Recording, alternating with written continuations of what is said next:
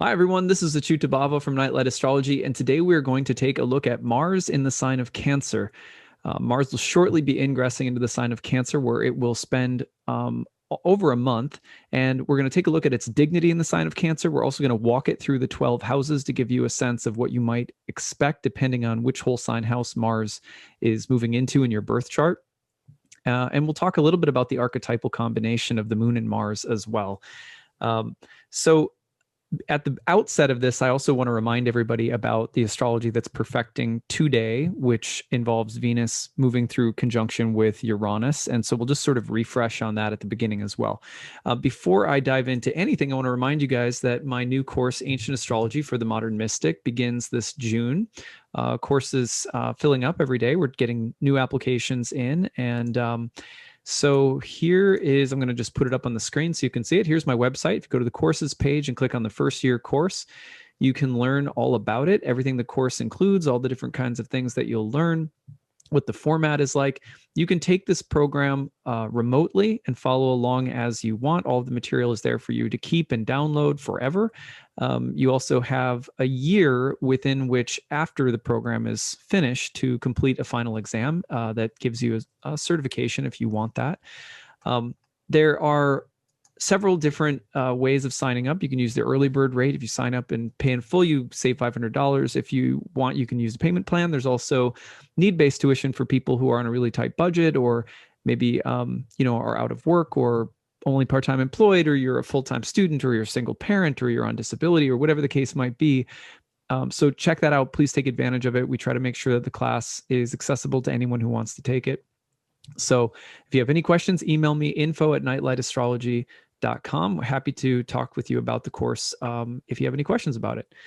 All right, so let's take a look at the astrology of today. And before we get into Mars and Cancer, which is going to be our focus, let's refresh on the fact that Venus is going through conjunction with the planet Uranus. Now, what does that mean? Well, that can mean that you're going to get that tattoo today, or you're going to change your look or your appearance somehow. So something aesthetic can change, and you can find that the adorning qualities of Venus take on the unusual, eccentric, or erratic features of Uranus. You can find that your love life is going through a change, or that there is some kind of needed breakthrough. This would probably be mostly positive, because you're looking at a Venus that's pretty empowered right now, coming out from underneath the beams of the sun, slowly but surely, in Venus's own sign, in its chariot, protected from the sun, about to receive the conjunction from Mercury. So it feels to me like a kind of fast-paced, inventive, and exciting moment for Venus, with some of the qualities of breakthrough. Now, we talked about this as well, which is that there's also this feeling of potential civil or social or relational unrest, upheaval, disruption.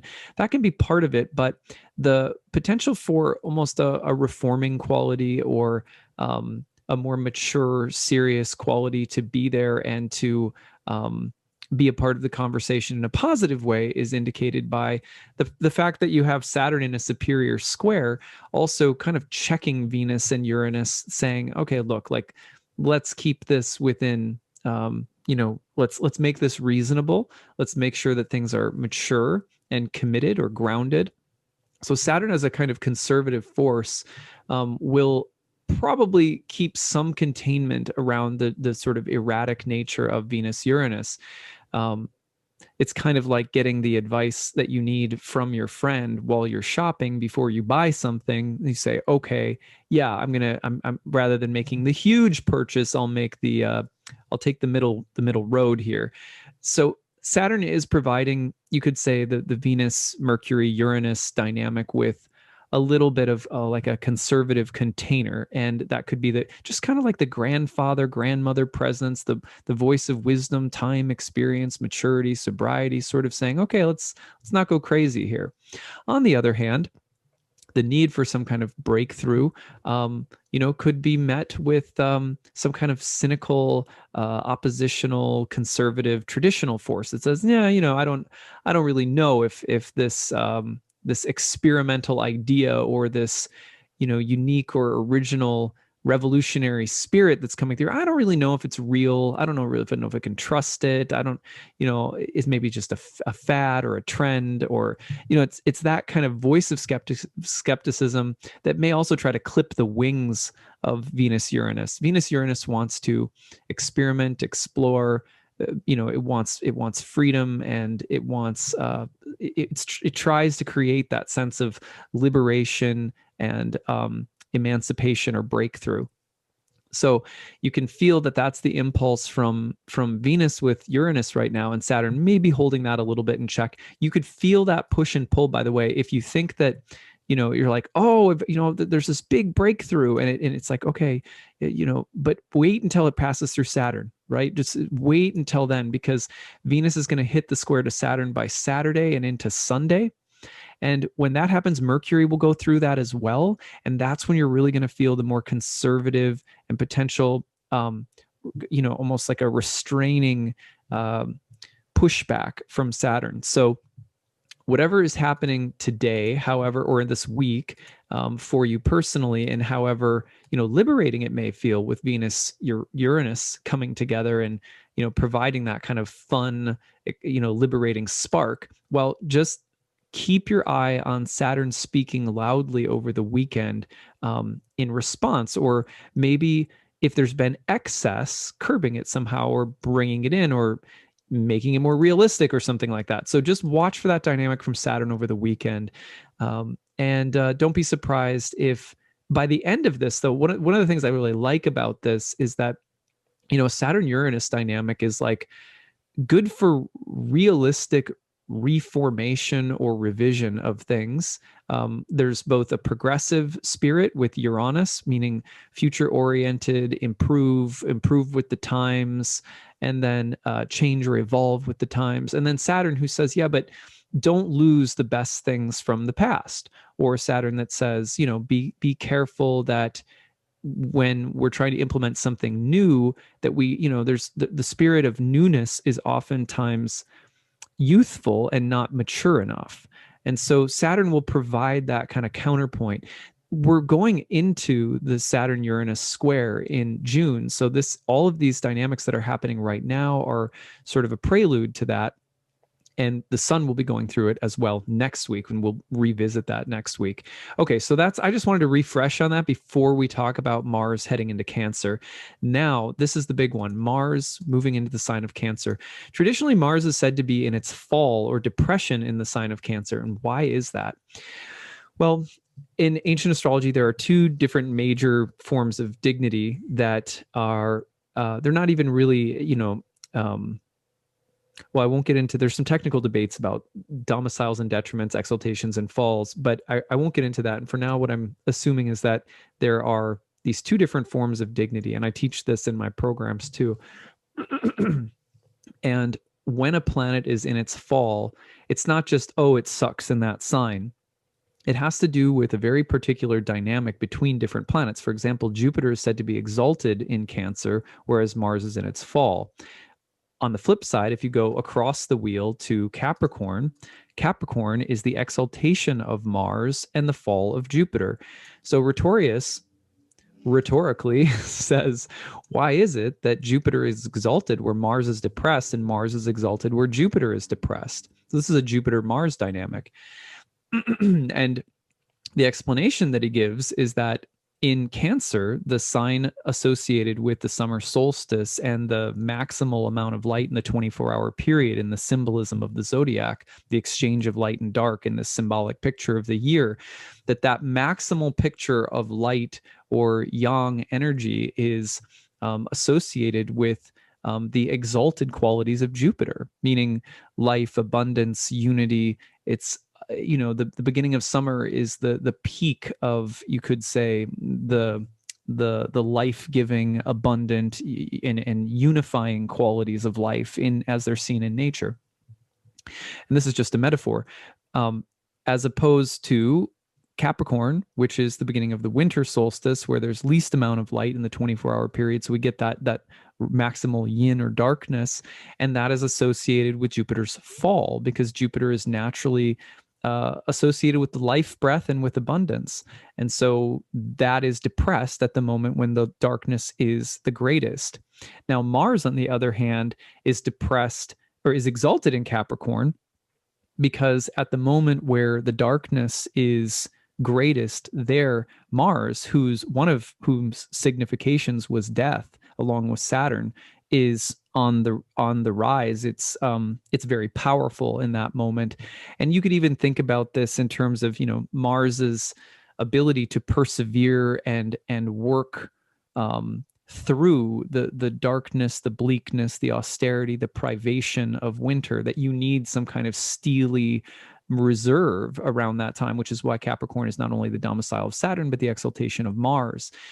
Now, flip that, when you put Mars in Cancer, you're talking about a period of time where here's a planet that's associated with death, separation, severing, cutting, and it is now depressed in the sign where life and the unity or inclusion of life in the Moon and Jupiter's sign is at its peak. So, some images that go well with Mars in Cancer, let's just talk about them for a minute. One would be, and we're just going to talk about the difficult side first, and then we'll talk a little bit more, you know, generally.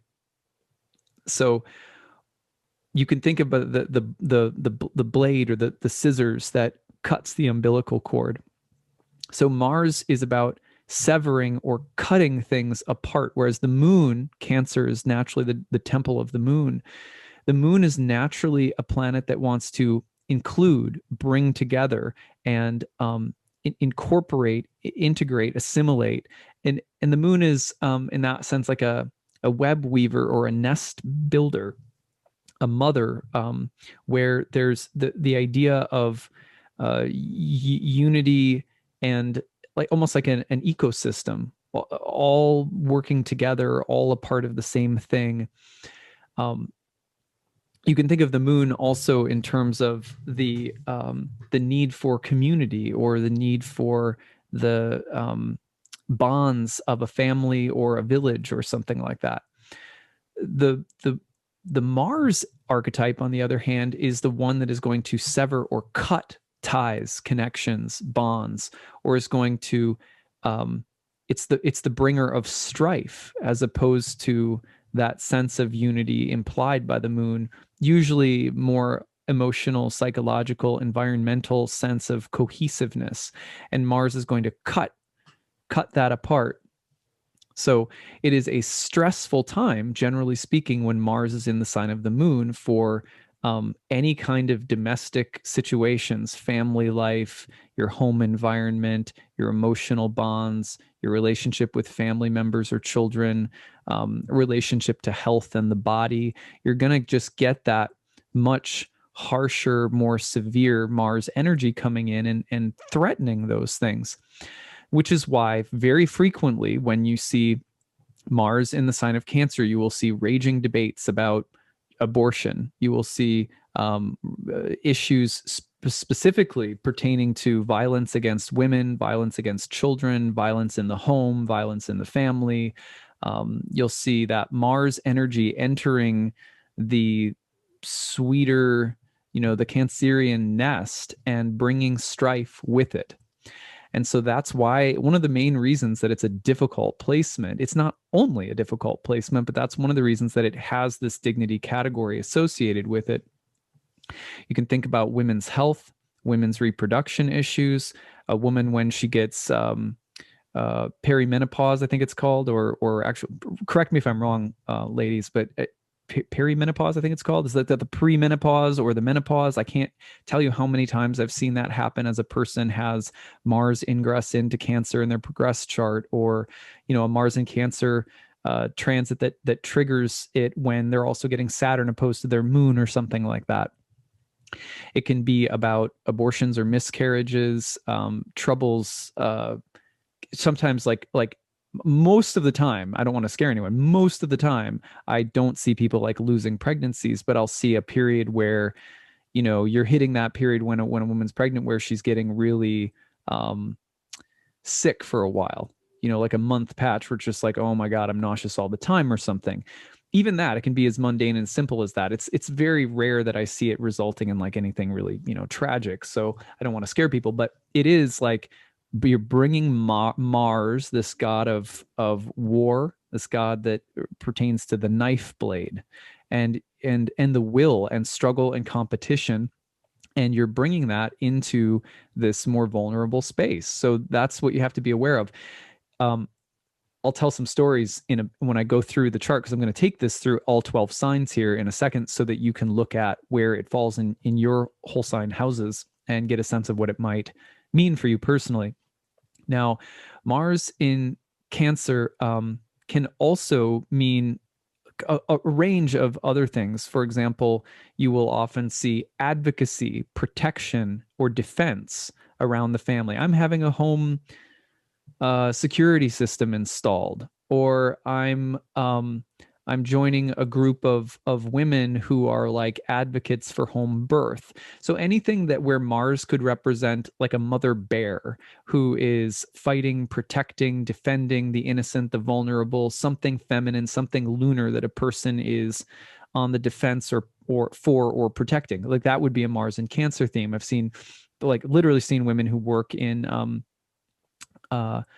as death doulas, or who work as you know, midwives, and they just see a lot of really intense suffering, but they're there as a kind of lunar figure.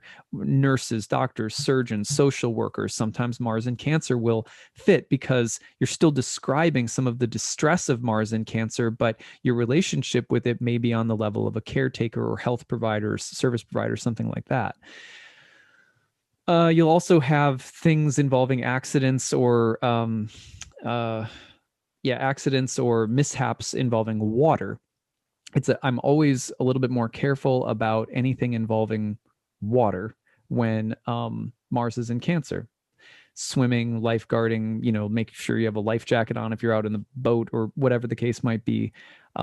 Surfing. I mean, I know this is going to sound terrible, but you probably in the next, like, I would guess that while Mars is in Cancer, you're going to see at least one shark attack story on the news that's like significant, like, just because that's the kind of thing that it brings up. Violence in water, attack in water, something like that, something in the Navy, something about missiles being launched from an aircraft carrier on, you know, people, you know, there was a time a while back, I don't remember when it was, but some years ago when I remember Mars was in Cancer, and there were all these ships jockeying and positioning around international waters somewhere, and was you're in my water or whatever. So that kind of thing can come up. You can also see things like competitive swimming. I think it's Michael Phelps that has Mars in Cancer. I can't remember, but you know, people who have some athletic kind of activity that they want to do in water, renovating the home, building a pool, you know, putting in a hot tub. These are Mars and Cancer things that are probably more innocuous. So I think that you can see a wide range of things. And I say this specifically so that people will also look for the constructive and creative ways of seeing Mars in Cancer, and not simply go straight to the worst case stuff. At the same time, dignity categories are dignity categories for a reason. And it's good to be aware of the fact that the drama around Mars and Moon things could step up in between now and June.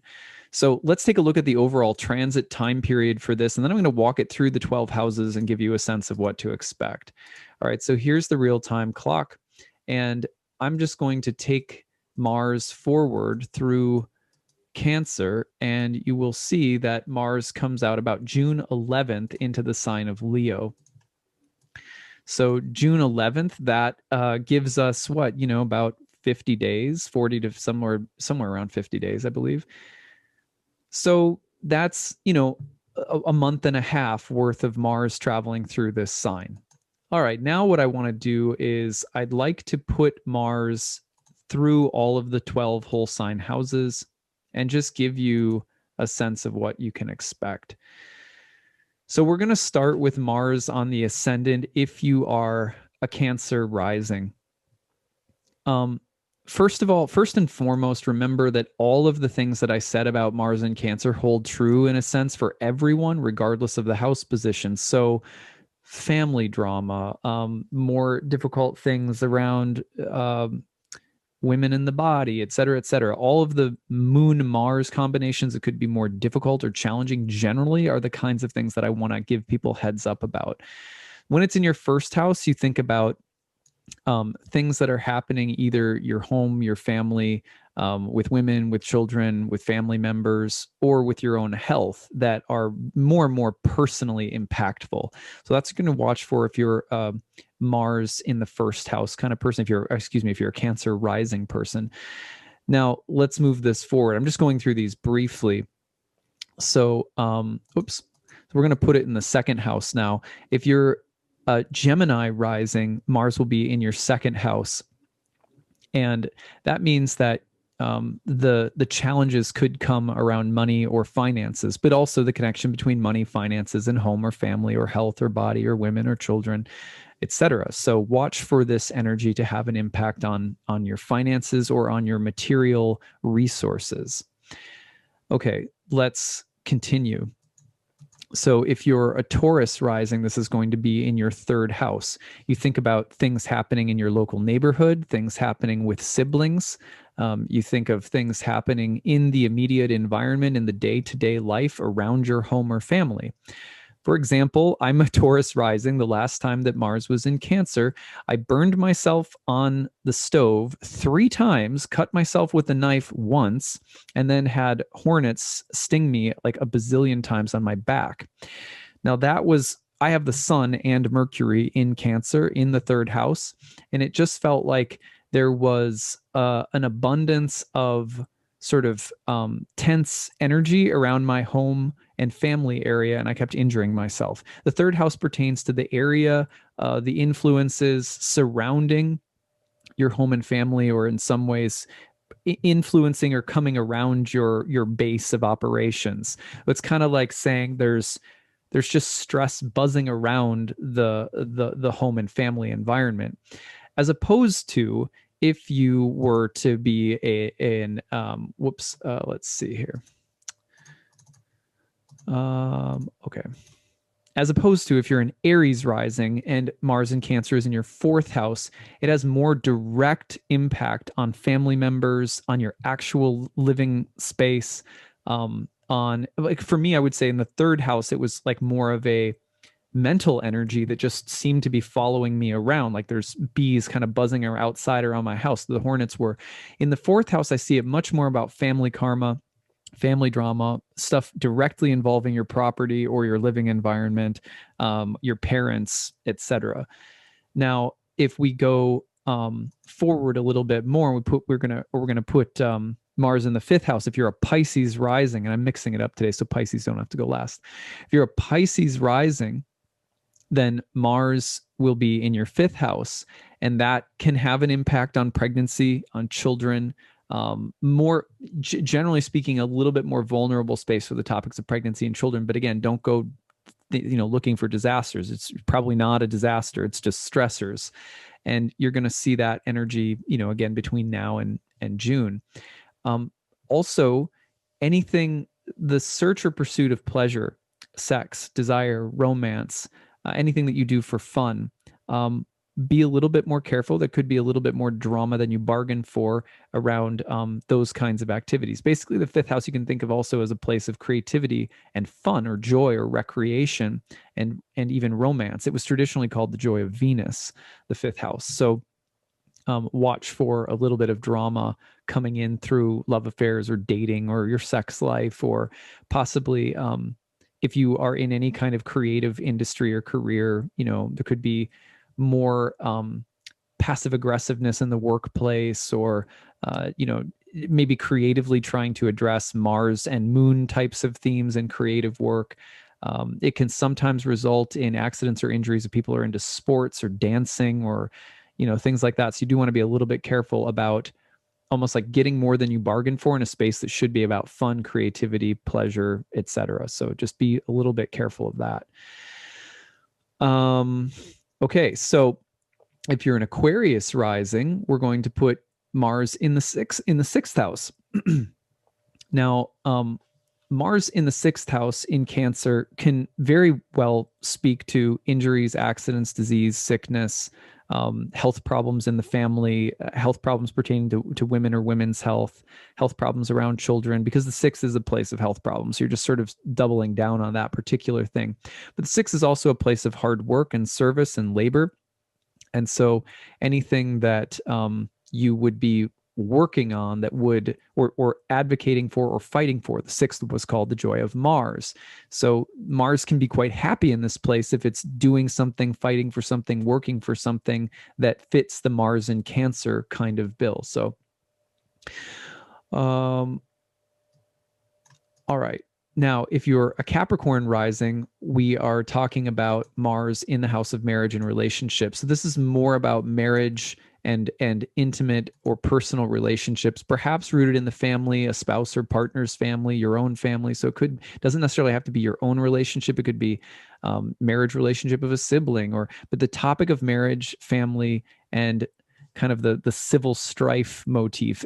Sometimes it's a battle between families, or there's jealousy between two different families, or so watch for conflicts around families and family dynamics in particular, or marital dynamics. And that it's not going to last forever. There can be a lot to learn from this, but and I would be careful around boundaries, especially in your relationships and in family if you're a Capricorn rising. Okay, so if we put Mars in the 8th house, it means you're a Sagittarius rising. And this placement obviously can speak to deaths in the family with Mars in the 8th, or losses or grief that has to do with the family, or with deeper, let's call them bonds or contracts that you have with other people spiritually and emotionally that are getting severed or broken, or that are reaching that moment of expiration, like you're disentangling from complicated emotional dynamics with other people, or you're paying off debts, or maybe you find that you're getting more emotionally entangled in a battle of wills.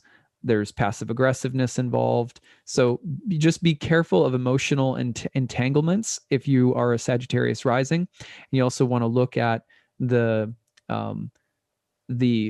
on the positive side, the ability to cut or sever bonds or relationships that are becoming unhealthy, or codependencies that are unhealthy. Again, we're just giving a few things. The 8th house is probably one of the more complicated houses to talk about, so I can't like fully address it in this talk, but I would love to hear if you're Sagittarius rising in particular. I'd love to hear your stories in the comments section. Okay, so we're going on to Scorpio rising, which puts Mars in the 9th house.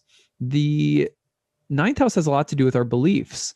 And so I wonder, are your religious or spiritual or philosophical or political beliefs, especially as they pertain to things like marriage or family or your home or domestic sphere of life, are they being activated somehow or forced into dialogue? Are there conflicts around ideology and belief that come back somehow to family, race, ethnicity, culture, gender, the kinds of nuclear factors that you identify with in the most basic way? Where do I come from? What kind of identity factors define who I am in the worldly sense? And what kinds of conflicts are coming up around my background or my heritage or my ancestry or my past lives, or whatever the case might be? But the idea of history and beliefs come to mind with this placement if you're a Scorpio rising, or differences in philosophy that are coming up within the family, something like that. I would also see there being led by very strong beliefs in the next month or so, or feeling very passionately, or the need to emotionally advocate for something. Convictions coming across really strong and sort of leading your way for the next month and a half. Okay, so that's if you're Scorpio rising. Now, if you are a Libra rising, this Mars energy is going to be felt in your 10th house, which is going to be associated with your work in the world. Usually this is going to be a house associated with people's career. Though if you're not working, this could just be the kinds of daily activities that you do, like if you're a stay-at-home mom, or whatever the case might be. you're looking at your praxis, meaning your actions in the world, being identified with or contending with Mars in Cancer. So how does Mars in Cancer enter the career house? It could cause drama at work. It could cause some kind of, could be the start of a new, Mars likes to initiate things. It could be initiating new activities or new business plans or new kinds of endeavors that are, perhaps some blend of Mars and the moon. Perhaps there's an emotionally charged sense of action and purpose behind your work, or perhaps something in the workplace is literally dealing with, women or children or family or home or health or something like that. So how do those factors come in and impact work this month if you're a Libra rising? Okay, so we're going to put Virgo on the ascendant. And if you're a Virgo rising, then Mars is in your 11th, which is the place of friends. So you would look for potential challenges around, well, one of the ways I would look at this would be like, how is your social life dealing with conflicts that are rooted in people's pasts or people's heritage or people's, different family or cultural backgrounds that people have, that certain kinds of conflicts around those things could be coming up. You could also see some challenges around friends or your social life, generally speaking. You could also see some greater, what do I want to say, allies entering your life. 11th house is a place of allies and friends. And so allies or friends who are described by Mars in Cancer. Maybe they are, strong women or a strong maternal type of leader, or maybe there's some collaborations or causes coming into your life in the next month and a half you get passionate about that are described by Mars in Cancer. So those would all be possibilities to watch for. I would say the most basic and difficult one would be conflicts among groups or communities and friends. Finally, if we put Leo on the ascendant, Mars is going into the 12th house. Now, Mars in Cancer in the 12th house would be about anything that could undermine you, undermine your health, your sanity, your relationships, your work, anything that could undermine you that's described by Mars in Cancer. Someone who's passive aggressive, your own passive aggressive tendencies, potential for conflict around home and family things. But the 12th house Mars in Cancer is describing something that could undermine or somehow pull you out of your center, and often in ways that are more unconscious or that you may be taken in by unknowingly. So you have to be a little bit more on guard with the way that Mars in Cancer can act as this kind of undermining force psychologically. It can also be a sign of the need to go into solitude or to have some kind of meditative space, almost like getting away from the world a minute to process, repressed anger or repressed emotions or family drama, or like maybe it's a time for family healing if you can take the time and space away to process things that have been boiling under the surface. So that's what I'm seeing for all 12 signs. I hope that this has been interesting. Here's what I would love to hear from all of you about. What is it like for you as someone who has Mars in Cancer, especially in the whole sign house that you have it in? What kind of events, what kind of themes have come up in your life? Share your stories so that other people can learn from them in the chat below. I would love to hear from you guys about it. And also, what do you see as some of the major positives and negatives of that placement, generally speaking, as you've studied astrology? I think it's always interesting to hear what other people have observed about that placement. The other thing that I remember very well from the last ingress of Mars in Cancer was there was that was the beginning of the process of someone in my family, extended family, going through a divorce. And even though it was difficult and initially felt bad, as time has passed, I realized that when certain bonds or cords are meant to be cut, like who can argue? Who can argue? I mean, cliffs erode off the side and into the ocean. Like who can argue with the way that some of these forces work? And so just maybe an encouragement for people not to be too hard on themselves if certain kinds of those Cancerian bonds in your life are ready to be severed or cut, like that. It happens, and part of individuating sometimes means that we recognize there was a season for that, and I'm moving on now, and it doesn't have to be, the moving on doesn't have to be done with any kind of malice or disdain or whatever. So anyway, I hope you guys have a great week, and we will be back together again tomorrow for our last video this week. All right, take it easy, everyone. Bye.